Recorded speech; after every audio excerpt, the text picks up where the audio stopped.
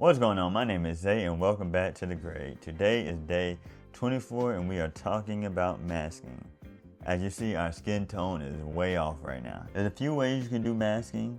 You have power windows, you can use a qualifier, but today we're going to focus on the AI mask tool in DaVinci Resolve. The way it works is you click this button here and you select an area, select a point, and you track it throughout. And I've already done that because it takes some time, so I already went ahead and did that, but this is the mask it gave me. And so now you can also invert the mask. You can turn off the overlay so you won't see what it's showing, but I'm going to turn it back on to where we need so you can see what we're doing. And so now, and you see this image is very saturated, or at least the skin tone is very saturated. So I'm gonna go here and turn down that saturation in the skin. You can turn it all the way down now. She looks black and white and everything else looks, I guess, in color. I just wanna see what that looks like.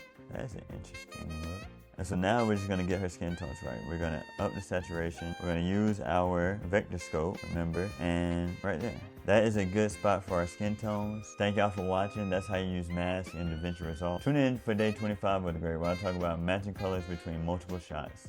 Deuces.